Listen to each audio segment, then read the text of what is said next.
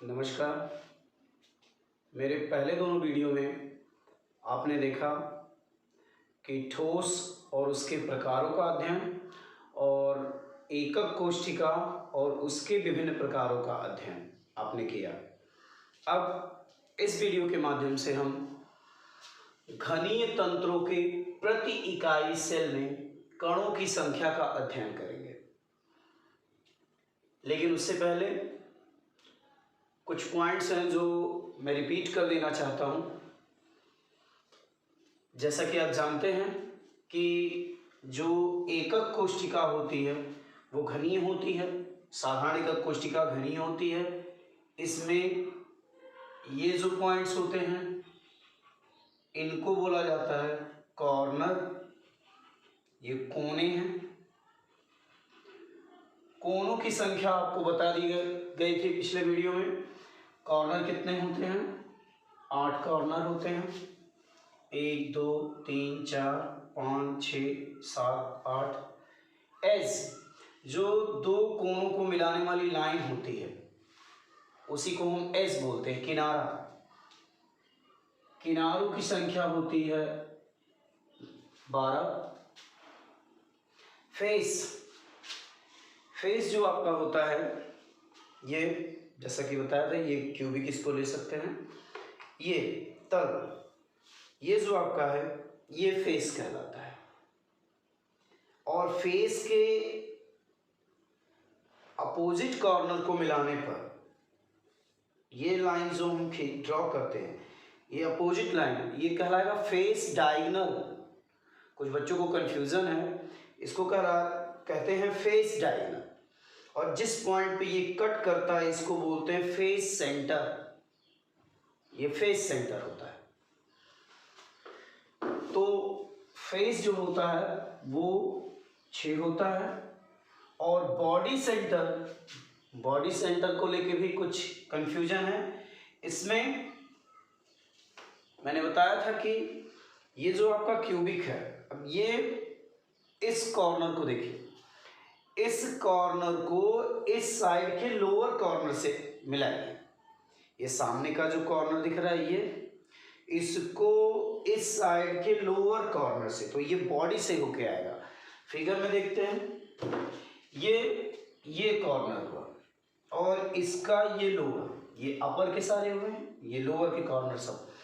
इस अपर को इस लोअर से मिलाइए। ये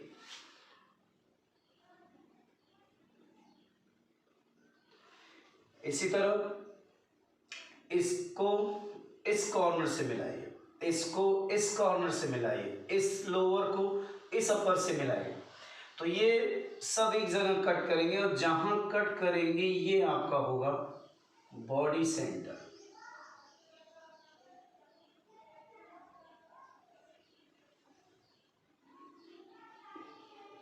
बॉडी सेंटर याद रखिएगा, सेल यूनिट में बॉडी सेंटर केवल एक होता है।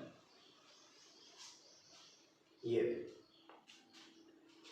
इसके बाद हम ज्ञात करेंगे कि घनीय तंत्रों के प्रति इकाई सेल में कणों की संख्या कितनी होती है, कितने कण होते हैं। इसके लिए हमें कुछ रूल्स के बारे में जानकारी रखनी होगी। जैसा कि आप जानते हैं कि जो एकक कोशिका होती है, एकक कोशिका का डिफिनीशन आपको बताया गया था कि ये किसी भी ठोस की सूक्ष्मतम इकाई होती है जिसकी बार बार पुनरावृत्ति करके संपूर्ण ठोस को प्राप्त किया जाता है। तो अगर कोई सेल यूनिट है, उसके ऊपर फिर एक सेल यूनिट होती है, बगल में एक सेल यूनिट होती है, मतलब उसके चारों तरफ एक एक सेल यूनिट होती है।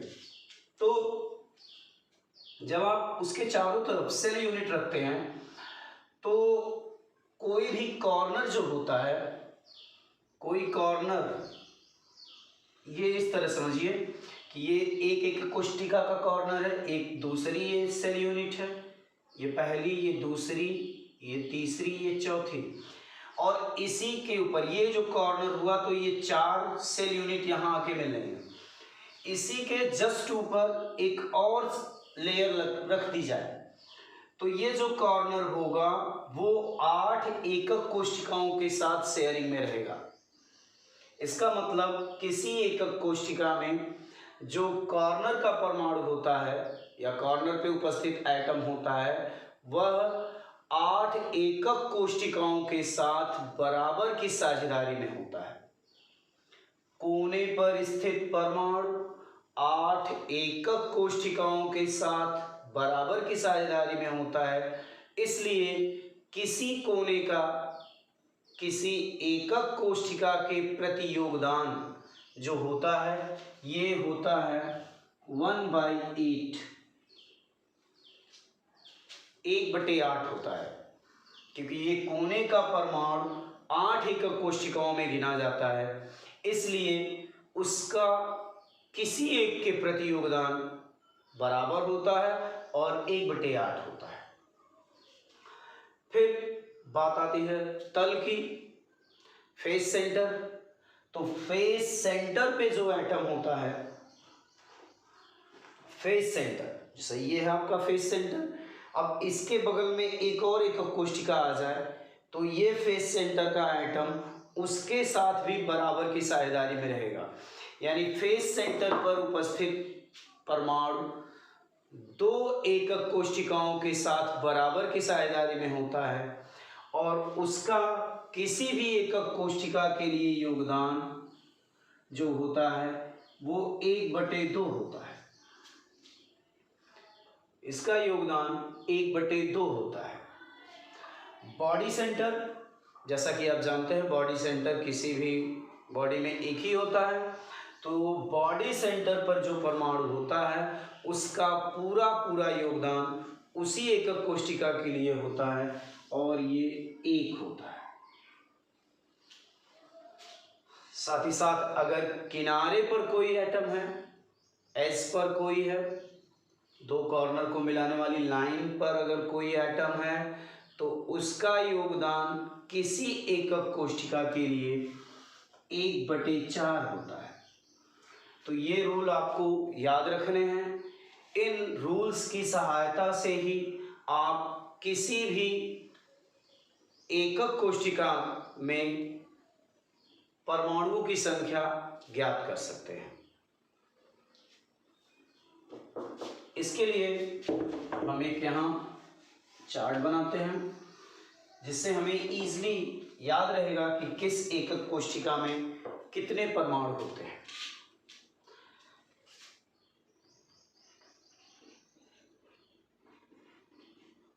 पहला आपको बताया गया था मौलिक इकाई सेल, इसको प्रिमिटिव भी कहते हैं या इसको साधारण इकाई सेल भी बोलते हैं। इन शॉर्ट फॉर्म इसको SCC सॉलिड कहा जाता है। दूसरा आपको बताया गया था काय केंद्रित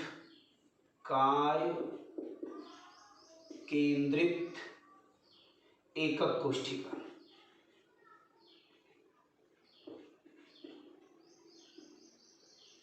काय केंद्रित एकक कोशिका जिसको BCC body centred cubic cell unit कहा जाता है, इकाई सेल। तीसरा आपका है फलक केंद्रित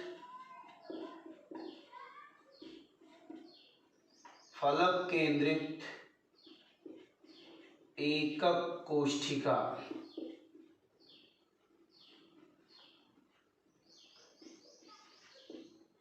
फलक केंद्रित इसको FCC भी बोला जाता है, face centred cubic cell unit.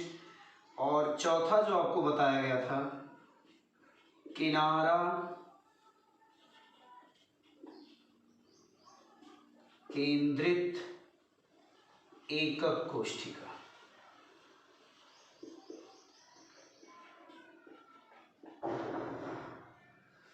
किनारा केंद्रित एकक कोशिका। तो इतने प्रकार की एकक कोशिकाएं होती हैं। इनमें परमाणुओं की संख्या क्या होती है? परमाणुओं की संख्या ये हमें ज्ञात करना है, ये कितनी होती है। तो इनकी जो बेसिक डिफिनीशन है उस पर हम चलेंगे। मौलिक इकाई सेल किसे कहते हैं? जिसमें लैटिस पॉइंट्स केवल कॉर्नर पे होते हैं। कॉर्नर आपको पता है कितना होता है? 8 कॉर्नर 8 होते हैं। और किसी कॉर्नर का एक एकक कोशिका के प्रति योगदान कितना होता है? ये आपको अभी बताया गया, 1/8 होता है। तो 8 into 1/8 is equal to 1। Means मौलिक इकाई सेल, जो साधारण इकाई सेल या आदि इकाई सेल होता है, इसमें परमाणु केवल कोनों पर उपस्थित होते हैं और कोनों का किसी एक एकक कोशिका के प्रति योगदान 1/8 होता है। इसलिए इसमें परमाणुओं की संख्या 8 इंटू 1/8 इज इक्वल टू 1 होती है। दूसरा है आपका काय केंद्रित एकक कोशिका, BCC। जैसा कि आप जानते हैं, बॉडी सेंटर्ड में परमाणु कोनों के साथ साथ बॉडी सेंटर पर भी उपस्थित होते हैं। तो यहाँ कोने कितने? 8। योगदान कितना? 1/8 प्लस बॉडी सेंटर कितना? 1। योगदान कितना? 1। तो इस तरह आप यहाँ सॉल्व करेंगे तो ये 1 यहाँ से और 1 ये, तो 1 + 1, इसमें नंबर ऑफ एटम्स हो जाएंगे 2। काय केंद्रित एकक कोशिका वह एकक कोशिका होती है जिसमें परमाणु कोनों के अतिरिक्त बॉडी सेंटर पर भी उपस्थित होता है। इसलिए कोने कितने? 8। योगदान 1/8। फेस बॉडी सेंटर कितना? 1। योगदान पूरा 1 ही होता है। तो इस तरह इसमें 2 परमाणु होते हैं। तीसरे नंबर पे आता है आपका फलक केंद्रित एकक कोशिका, FCC सॉलिड। FCC सॉलिड में आप जानते हैं कि इसमें परमाणु कोनों के अतिरिक्त फेस सेंटर पर भी उपस्थित होते हैं। पिछले वीडियो में आपको बताया गया कि फलक केंद्रित एकक कोशिका में लैटिस पॉइंट जो होता है वो 14 होता है। जालक बिंदु 8 कॉर्नर के, 6 फेस सेंटर के, इस तरह इसमें 14 लैटिस पॉइंट पाए जाते हैं। तो फलक केंद्रित एकक कोशिका में परमाणुओं की संख्या ज्ञात करने के लिए कॉर्नर कितने? 8। योगदान कितना? 1/8 प्लस फेस सेंटर कितना? तो फेस सेंटर आपको बताया गया था, फेसेस होते हैं 6, तो फेस सेंटर भी 6 और इनका योगदान बताया गया है 1/2 होता है। तो इस तरह से ये आपका इसको सॉल्व करेंगे तो 2 3 6 और ये कट के 1 होगा। तो यहाँ पे आपका 1 + 3 इज इक्वल टू 4 एटम्स। ये हो गए। फलक केंद्रित एकक कोशिका है अगर कोई, तो उसमें परमाणुओं की संख्या 4 होती है। कैसे होती है? 8 फेस सेंटर के, योगदान 1/8, तो 1 परमाणु हुआ यहाँ, और 6 होते हैं 8 कॉर्नर के और 6 फेस सेंटर के होते हैं। तो 6 इनका योगदान 1/2, तो 3 यहाँ से, 3 और 1 4। अगला है किनारा केंद्रित एकक कोशिका। किनारा केंद्रित, इसमें भी आपको बताया गया था कि एटम्स कॉर्नर पे तो प्रेजेंट होते ही होते हैं, साथ ही साथ अपोजिट साइड के एक पेयर पर के फेस सेंटर पर भी होते हैं। तो अपोजिट 2 तलों पर भी, उनके फेस सेंटर पर भी तो परमाणु होते हैं। तो कॉर्नर कितने? 8, योगदान 1/8 प्लस 2 अपोजिट फेस सेंटर होंगे, इनका योगदान आप फेस सेंटर का जानते ही हैं 1/2। तो इस तरह से इसमें आपके किनारा केंद्रित एकक कोशिका में परमाणुओं की संख्या 2 होती है। इस प्रकार से आप अगर याद रखेंगे तो आपको कभी भी नहीं भूलेगा। और एक चीज़, अधिक से अधिक आप अगर लर्निंग करना चाहते हैं तो आप वीडियो को ज़्यादा से ज़्यादा संख्या में सब्सक्राइब करिए और लाइक करिए, शेयर करिए। इसके आगे के कंटेंट्स आपको नेक्स्ट वीडियो में मिलेंगे। तब तक के लिए थैंक यू।